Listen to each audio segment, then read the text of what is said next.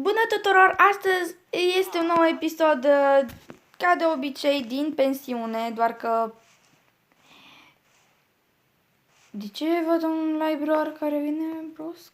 Nu știu. Stai un pic, cumva library-ul ăla care tot vine la mine acasă? A, nu, stai de aici, doamne, iartă-mă. Știu că am rămas într-o casă după ce am încheiat videoclipul, dar nu mai știu în care casă și văd că am descoperit până la urmă. Și problema este următoarea, că eu n-am terminat laboratorul. Laborator afurisit și de ce trebuia să mă spawneze fix acolo. Întotdeauna mă spawnez unde sunt piglini, nu înțeleg ce au porci cu mine. În afară de ăia drăguți de acolo. Deci, ăștia sunt tare drăguți. Și sunt foarte adorabili, în primul rând. Deci, în afară că piglinii îs cam agresivi dacă n-ai gold și eu n-am gold pe mine. Alo, l-am uitat, mi-am lăsat calul în curte, nu. Poate acolo o să rămână deocamdată. Mai am avut să mai termin și camera de depozitul de iteme de pocean. Trebuia să-l termin până acum. Am făcut lectorul ăsta, cred că o să-l duc la mine la laborator, cred că am zis din episoadele trecute. Dar văd că nu mai am topor. Deci, eu ce naiba lucru cu toporul ăsta? Că nu mai înțeleg nicio nimica. Mă scuzați, cred că am eu un pic de lag. Va trebui să mă arunc. Da, construcția asta nici măcar nu este gata. Am nevoie de o tonă de uit și n-am uit la mine în momentul de față. Dar am încerc să produc. Și te uit că am făcut pe ferma vecinului, deci nu trebuie 10. Pe ferma fermierului, deci calul meu o să... Deci o să vii un pic mai încoace, te rog eu. De când am eu două găini? Bine, impostoarea. Ui. Gata. În ce-am dat? În ce-am dat? Naiba de mod. Am instalat un mod și cred că mi-am lovit o lamă. Așa. Să închid ușa. Toți sunteți aici. Doamne, m-a speriat că nu o văd pe Olivia. Oi. No, cred că ar trebui să scot un mod de pe hartă în momentul de față. Naiba de mod că îmi face lamele invizibile. Cu ce mă ajută asta? Și astăzi lamele mele, deci ar trebui să am grijă de ele. Doamne, ferească-mă Sfântul, că de-abia când începe video, atunci am eu lamele invizibile. De ce am băgat modul ăsta cu mâncarea? Stupidă. Nu e chiar stupid, că chiar merge, dar n-aș că lamele traderului se fac invizibile. Am mai avut tot tipul ăsta de mod, nu chiar tipul ăsta, un alt tip, de tot așa avea comportamentul. Ok, dacă tot suntem în casa, hai să-mi fac și eu o toporișcă, că am nevoie. Unde e toporișca? Aici. Acum că avem o toporișcă, să mergem la tăia de lemne, fai frumos, atâta timp când nu zăresc eu un creeper. Nu înțeleg de ce am atâta lag, dar totuși, adică aș vrea să mă stabilesc undeva anume, măcar bine că majoritatea... Hello, Skeletonis, ce mai faci, brodere? See ya. Ok, give me, așa, thank you, thank you. Ultima oară că mai te gândești să stai acolo, pune era în golemul pe tine. Ok. Mă scuzați, dar mă enervează scheleții cu încărcatul lor de săgeță așa. Nu, cum e imposibil? Cum au ăștia timp să încarce atât de bine și atât de repede și să țintească la perfecție? Mă rog, dacă te miști așa zigzag-uri, cred că n-are cum să te prindă. Aia e faza. Am o idee, deci nu, stai că eu în pădurice am vreo câțiva pomi albi, dar eu tai de aici din împrejurin ăștia albi. Am nevoie pentru depozitul de iteme de pocean, să îmi depozitez itemele de pocean acolo dacă sunt prea multe în inventar. Că îmi face inventarul poc și eu trebuie să am inventarul mult mai gol pe videoclipuri ca să mă pot ocupa de aventură și de toate cele. Astăzi mi-a scris cineva în comentarii, Cosmin, că vrea să colaboreze cu mine și am acceptat. lol, mod animals, am uitat că am băgat mod animals aici. Cred că el mi le făcea invizibile pe la mine, nu contează. Am o rățușcă și eu. Deci o să facem tot soiul de lucruri. În primul rând, da, cred că mi-au o rață în curte. Și da, o să-mi iau semințele oricum, pentru că totuși o atrag super ușor. Da, nu înțeleg cum cresc copacii ăștia în copaci, chiar nu mai înțeleg nici eu. Vreau să arunc... Ba nu, stai, cred că pana asta mi-a dat-o pisicile, e bine că am luat-o înapoi. Data viitoare, cred că, nu știu, cred că data viitoare când mai mă duc aici prin pădure după lemn, o să iau și rața, numai nu chiar în momentul de față că am treabă, multă treabă. Deci, o tonă de treabă am aici pe video. Nici eu nu mai știu dacă pe City Protect am vreo 12, nu, 12 câini, Doamne ferească-mă Sfântul. Vreau să mă refer că am aici vreo, să zicem, 10 câini, nu chiar aici pe pensiune am doar 2 câini, pe lăbuțe și pe noul câine, Night Star. Deci Night Star și cu lăbuțe sunt frați gemeni, deci nu puteți să judecați. Deci de-aia mi se părea mie că e curtea mea mai goală. Am 2 lame invizibile, 3, nu știu, 2-3 lame invizibile cred că am. Ar trebui să le găsesc. Și bine că, deci cum mi s-a băgat o găină random la cichinița înăuntru? Că știu că n-am spart un ou sau ceva. Poate o sări gardul, bine că n-am omorât-o pe cichinița. Ok, cichinița și cu porcușorul meu, cu șaua, da, șaua, da, am avut ce să fac cu aia, deci am pus-o tot random. Hai să nu mai stau la vorba că poate iar se face noapte și nu mai apuc. Dar doar de-abia ce am dormit, deci ar trebui să mă grăbesc, că nu știu cum o să fie. Știu că parcă pe undeva prin zona aia mai încolo e un lavapul, deci odată eram să cad cu not, deci asta e în harta pe care mă jucam odată cu Notcul Kid VS pe Crafting Building, seria mea dacă mă mai știe cineva. Cei care v-ați uitat la seriile cu mine și cu Notcul Kid VS cu seria mea și a lui. Sincer, da. O ales tot același, cum să vă zic, coordonate pentru Coasta Village, iar eu chiar aici în satul ăsta de la coastă stau. Aș vrea să mai ridic cu încă un nivel ăsta. Și după aceea o să vină partea interesantă. Ai, că am vrut să sar acolo. Am vrut să dau fentă, dar n-am mai fentat. Ce părere aveți de mine? Am vrut să sar și... Aici, am o idee aici. Aici cred că voi lăsa totuși așa, cred că nu mai fac geamuri numai laterală, vor fi niște geamuri aici, așa fain frumos, să fie lumină, că nu vreau să am mobi înăuntru. Și vom... Stați să-mi iau pickaxe-ul ăsta, cred că se sparge acum dacă sparg blocul. Nu, se pare că mai rezistă. Puțin. Foarte puțin. Voi încerca să fac o schemă aici. Pun unul aici, unul aici. Ăsta îl scot direct și... Te rog să mi-l dropezi, da. Ok.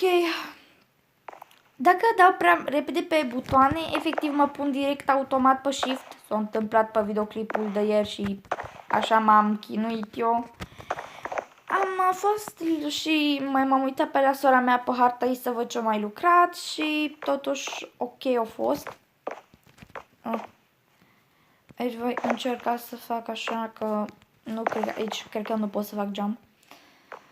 Oh, alo, rămân fără lemne, aici cred că mai încap 2 și nu știu unde încap pe la perfecție, fix acolo o să încapă, dar trebuie după aia să pun un deep slate brick și aia a fost. Punem unul așa, pe ăsta îl spargem de aici. Deci, la fiecare în parte încerc să lucrez cum se poate, deci voi încerc să fac un alt design ca designul meu propriu. Aș vrea să-mi schimb designul la acoperișul unei case, totuși, că știți că înainte puneam eu scări invers la casă, exact cum e casa mea de acolo. Mă rog, acum nu o vedeți, mult mai în spate, mă bucur că garajul de la cai e încă intact, chiar după o mică explozie, așa, de la un creeper. Dacă nu înțelegeți ce am făcut acolo, sub forma de 3 vârfuri, am vrut să fac o explozie, dar înțelegeți. Mi-e greu să fac așa. Lucrez numai cu un deget de pe telefon. De fapt cu 2, dar numai cu unul fac așa când activez aplicația micuță de Paint. Micuță, de tot. Haideți să nu mai prelungesc atâta că mă prinde noaptea iară. Cred că voi folosi de data asta niște lemn, botinilul ăsta cred că o să las deocamdată. Cartea aia am făcut-o când mă duc în excursie, că am zis că poate mă duc în călătorie cu pisici. Nu, bă da, cu câinii și cu pisicile, cred că. Bă nu, cred că am zis numai că cu pisicile, că atunci cred că nici nu le aveam pe lăbuțe. Deci, faza e că ar trebui să mai dau aici la o parte. Vreau să-i pun teoretic numele câinelui meu Lăbuțe Albe, dar se pare că am scris doar Lăbuțe. N-am mai pus albe și îmi place că e așa Lăbuțe. Ok. Pereții sunt gata, acoperișul nu-i gata, băxama o să-l fac, să vedem. Cred că îl fac mai bine din oak log și restul de oak log o să-l fac la ce o să-l fac, Doamne iartă-mă.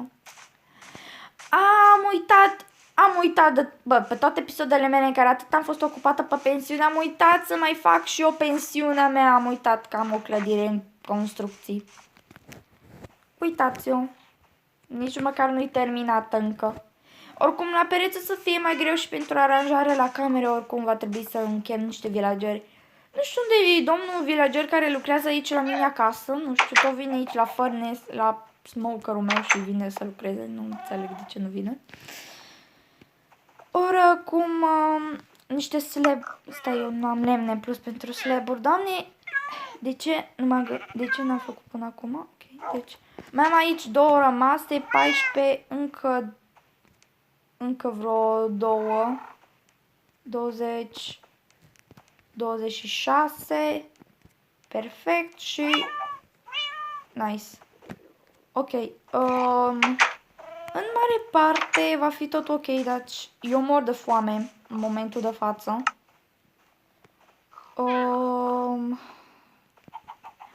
Urăsc să mănânc rotten flesh, dar asta mâncam înainte pe pensiune. Îmi dă efectul ăsta de hunger și este insuportabil, dar dacă n-am mâncare prăjită la mine, e momentul de improvizare. Dai. Atât am stat să mă chinui, dar apropo, pereții aproape sunt gata, dar aș vrea să ne înlocuiesc cu ce am zis eu, că aș vrea să mă duc în Nether, nici măcar nu știu cu ce aș vrea să ne înlocuiesc. Oh, Doamne, eu mă chinui, de nu știu când îmi pare rău, dar nu știu ce să fac cu lamele alea invizibile ale mele acolo, din curte. Cerc să... mai ales când vreau să dau așa un jump, nu-mi iese jump-ul niciodată. Oi, Doamne, eu nu mai pot. Încerc să mai regenerez și o viață cum pot. Pisicile mele toate spălitiere, Doamne iartă-mă. Deci așa și-au ales ele să stea fain frumos acolo. Oi, n-am mai lăsat pisicile în ultimul timp să doarmă pe mine că stare ocupată. Nu după ce s-a întâmplat cu Piti, după ce l-am luat reîncarnarea, săracul. Piti, sper că ești bine după reîncarnare. Mai nou Piti poartă roz, că văd că-i place. Am dat totuși o culoare random la Piti, la zgardă roz. Am vrut să-i schimb, dar mai bine i-am zis că îi prinde așa cu roz. Și chiar îi prinde tare bine, sincer. Vreau să încerc să văd dacă pot să fac acoperișul cu full din ăsta oak slab. În sfârșit se duce și efectul ăla de hunger. Cât de cât mi-am regenerat viața, mai am 2 inimioare pe care trebuie să le regenerez. Și facem schematica cu scara din astea. Așa. Ok, iar de aici vom începe din fiecare colțișor făcând... nu știu cum să fac, în ce sens. Voi face, cred că așa. Că voi urca gen în stilul ăsta. Și aici la fel, aici așa una, aici încă una. Așa, iar aici încă una. De-am avut vreo 26 de lemn de slaburi la mine, că nu o să-mi ajungă. Și e mult de făcut tot așa pe rânduri. Eu aici am uitat să dau cumva. Sau n-am făcut tot piciorul de la asta? Aici e făcut, dar cred că am uitat de vârf și am trecut în apă de pe aici. E evident că nu m-am uitat ca lumea. Deci, așa. Aolo, aici măcar am făcut egal, mai trebuie aici încă 2, iar aici încă așa. Ok. Jump. Ui, eu am dat jump și am căzut în apă. E mai bine decât să-mi iau damage. Bine că nu mi-am luat falling damage, că oricum trebuie să-mi recuperez toate inimioarele astea, că mă accidentez așa de rău pe videoclipuri, de nici eu nu mai știu de tot ce lucrez eu. Cred că încă 6 slaburi ar ajunge acolo, mai mult de 6 cred că n-aș face. Pentru că aș vrea să mai folosesc și alt model și mă gândeam să folosesc din ăsta birch log pentru acoperiș, totuși că dacă întreaga aia e făcută din birch log. Oricum am acolo un birch log însemnat, dar pe ăla am zis că nu o să-l tai niciodată. De pe aici, de pe lângă casă, am zis că nu o să tai mai nimic ca birch log, numai de acolo din împrejurimi. Cu asta mai facem încă așa, după aia ne ducem după niște birch log. Poate dacă aș vrea pot să schimb modelul, adică să pun acolo la pereți, să pun și niște birch log plancuri. Nu, ce log, doamne? Da, birch log. Niște plancuri, așa să arate faină. Deci, încerc să replantez cât de cât din ăștia, dar foarte greu dropează un sapling din ăsta. Și nu înțeleg de ce. Ăștia dropează mai greu, cred că sapling-uri, nu știu, scrieți în comentarii ce părere aveți. Că eu încercam deci, odată am vrut să iau din asta și am așteptat nu știu cât să îmi dropeze un sapling, aș fi vrut să-mi iau, să-mi duc așa, să-mi pun pe lângă o casă. Dar pentru că am o întreagă pădure la dispoziție, eu aș zice că stau foarte bine. Mie mi-e ciudă că mi-au făcut modul ăsta, cred că Animals îmi face lamele invizibile. Eu n-am știu chestia asta niciodată. N-am văzut niciodată un trader cu lame invizibile. Sau poate mă adăuga și modul ăla cu mâncare aici. Cred că și poate din vinalul ăla. Nu știu. Aici o să fie puțin mai complicat. Aici o să fac un greenhouse. Pentru legume și cred că fac și un etaj. Nu știu, o să văd cum o să fie etajul. Stați că eu ce căutam? Da.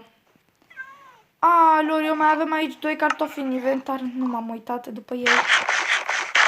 Oricum nu cred că o să mă ajute prea mult. Măcar să-mi regenereze astea 2 inimioare.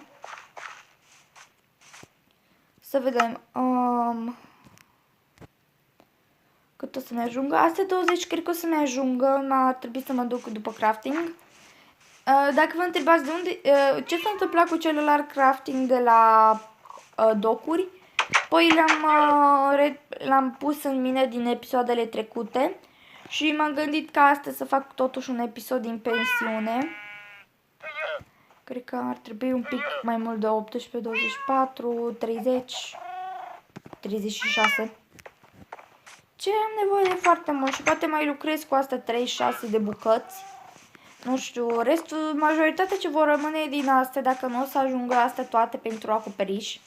Mă rog, eu cred că o să ajungă, că genii tare micuți.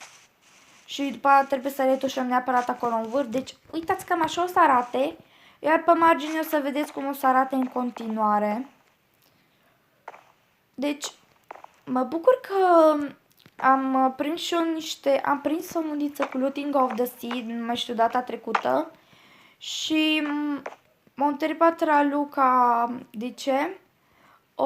Cu ce, nu de ce, cu ce enchant poate să fie, că eu mă curc aici cu de ce, Doamne, iar nu mai știu ce. M-a zăpăcit în momentul de față. La perfect, ajung 6 aici, nu? Bine. Ok, deci, în principiu, așa o să fie tare micuță camera asta, dar nu vă faceți griji, așa o să arate. Sper că fac bine modelul, sper că nu am greșit nimic la el. Asta nu e model luat practic de pe YouTube, de la alții care fac cu aestheticuri pentru construcții. Încerc să mă chinui și o să-mi fac propriile aestheticuri de construcții. În Minecraft, cum știu eu, e mai greu când faci cu diverse blocuri combinate, adică cu plank-uri din astea, nu chiar cu slab-uri, mă rog, cu plank-uri de birch log, așa cu asta de birch, pentru că am încercat să fac la mine pe harta mea în privat de pe care mă joc doar, casa e făcută mai mult din diorit decât din unele materiale. Aici am greșit. O să mă duc una așa mai jos să pot să-mi iau slab-ul înapoi. Te rog, te rog, te rog. Am luat? Am luat. Altor pică gen item. Aici cred că ar mai veni câteva slab-uri, nu știu, în părțile astea opuse. Aici mai trebuie să mai vină cu un slab de culoarea asta și de această culoare. O să-mi rămână slab-uri în plus din cauza aceasta, că voi folosi doar câte 4 slab-uri aici. Nu de la astea mă refer, că o să rămână. Oh, bine, nu-i bai. Retușăm. Aici la perfecție mi-ajung mie vreo câte 4. Numai că ăsta i-a pus total la iurea, l-am pus ca la celălalt. Eram amus să pic. Acum mă vedeam că pic pe jos. Oricum mă arunc în apă că nu mi-au damage și ok totuși. Undița... Da, e cam pe ducă. Nu știu, cred că ar fi o modalitate de a o upgrada, nu știu, cred că... nu, chiar nu știu. Arată oribil casa. După părerea mea arată oribil, ar trebui să mai iau încă vreo câteva, cred că îmi fac 12 bucăți din astea de oak. Oak log, planks-uri, mă rog, oak, slab-uri o să-mi fac și eu. O să fie tare mult. Ai, mă scuzați, e tare răgușită în momentul de față, o țărică de răgușită, nu chiar așa rău. Ai, da. Aolo, am răgușit puțin, dar nu atât de rău, deci vom remedia imediat problema. Am zis că cred că 12 mi-ar ajunge, dar nu știu dacă o să-mi ajungă mie iar fix 12, dar voi încerca, chiar voi încerca. Totuși sper să meargă.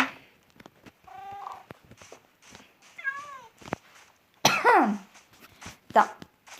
Practic, o să fie ceva de lucru, ceva. Nu sunt sigură dacă o să meargă, dar sper că o să fie totuși bine. Și iar se face noapte, deci asta nu mă încântă deloc. Am mai trebuit să mai fac din astea. Ba, nu. Din astea mi-ar trebui mie. Și fix când voiam să fac așa, am mai pus în plus prea sus și după am pus sub. Nu mai ziceți nimic de mine că m-am zăpăcit cu tatu, vă rog. Aici ar trebui să fac iluminare pe docuri, că mi-e tare frică că se spawnează mobi. Deci aș vrea să vin în principiu așa, ca să-i dea așa o confesitate mult mai bună și acum văd că prinde contur. În sfârșit am prins o clădire cu contur, mă rog, casa mea nu. Astea 12 nu o să-mi ajungă, dar sper să mai... Deci o să mai fac încă 12, numai că asta să fie în plus. Și eu cred că o să-mi rămână 2 în plus sau, nu știu, 2-3 în plus, cam așa dau cu părerea. Eu eram amus să-mi fac scoarța de aici de la colțuri, dar eu nu o să o fac. Așa îmi place mie, așa să fie așa scoarța asta nedată. Jos, iar în rest la casă, asta e tot făcut așa pe planul casei, doar că în alt sens e făcută. Îmi place să fac și modelul ăsta așa cu scări la geamuri, că îmi place tare mult.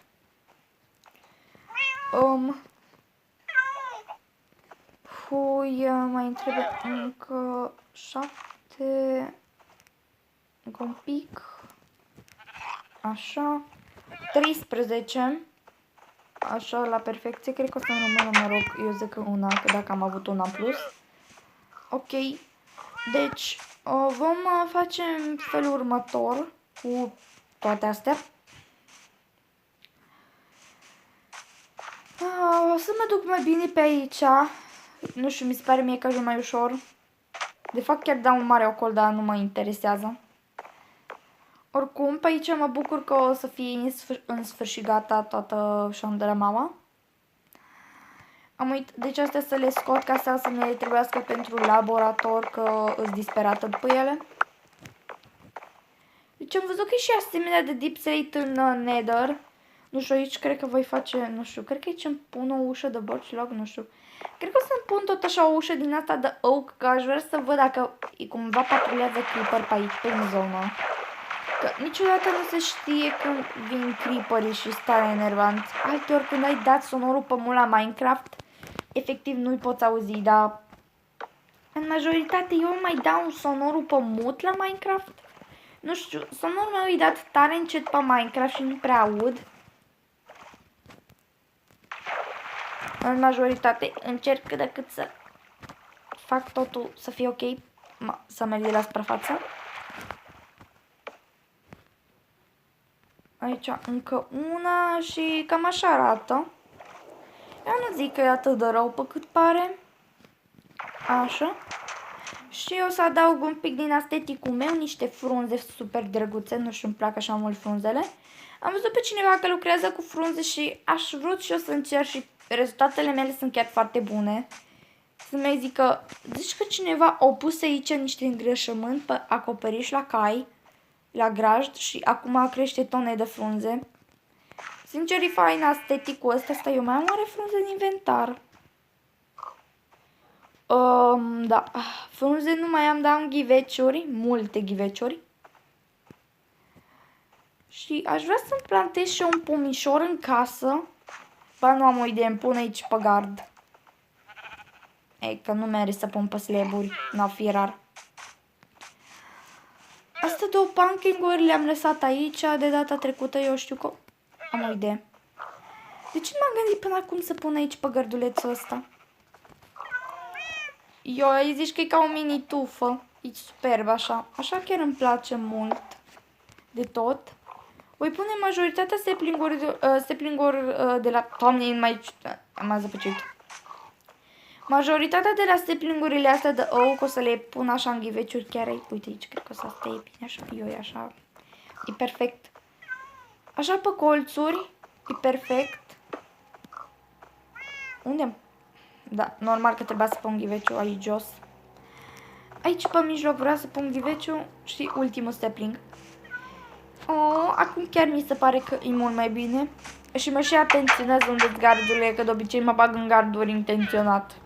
Nu știu ce am de fiecare dată pe videoclipuri efectiv mă izbesc în obiecte. Nu știu care e faza cu mine. Și îi mulțumesc tare mult lui Cosmin că au vrut să facă colaborare cu mine. Eu pentru majoritatea care au cerut cu colaborare le-am făcut doar o mică sponsorizare. Nu am colaborat așa. Le-am făcut doar o mică sponsorizare celor care au vrut. Dar cu Cosmin voi colabora de data aceasta. El concurează cu mine pe la vreo 500 de abonați. El are 506, am 565. Și vă mulțumesc tuturor care v-ați abonat. Și poate printre 565-lea, cred că este Cosmin. Nu sigură, să scrieți în comentarii care sunt părerile voastre. Aș vrea, cred că asta le păstrez totuși la laborator și în rest cred că da. Cred că mai bine mă apuc de chesturi. Multe chesturi. Ui, că exagerez acum.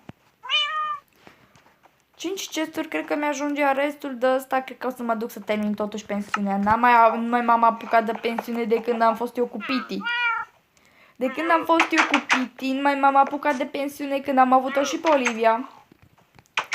Cred că Piti cu Olivia au fost cu mine, cred că odată la pensiune și după aia nu mai. Majoritatea mai mult cu Piti am fost, că Piti a avut cea mai multă experiență. Pe harta asta cunoaște totuși o harta în amănunțire, dar păcat că n-am un cartograf aici în village. Dar cred că ar fi o idee bună să creez un cartograf table. Pe aici un cartografing table, nu știu cum îi zice, totuși. Pe sus, cred că ar trebui să fac totuși ceva retușări care arată efectiv groaznic. foarte, foarte, foarte groaznic. Dar în rest o să fie ok. Aici o să mai vin așa unul. Perfect! Dar de aici o să mai urcăm, cred că așa. Nu știu. Știu, aici cred că o să pun, nu știu. O să pun slab-uri, că sper că se poate de... Ia, am o idee. Pun aici un slab deasupra și încerc să văd. Nu se poate deschide, deci cred că ar fi de bună numai să înalți cu două, gen. Stați să distrug. Stai, eu am o toporișcă. Ce, doamne, e lucru cu toporișca? Când vreau să pun ceva pe slot, eu nu nimeresc și arunc. Din greșeală mai arunc obiectele uneori. Uneori apăs pe ele și efectiv îmi dă auto... Îmi dă așa... Cum îmi dă practic să dropez automat și mă săcăie rău.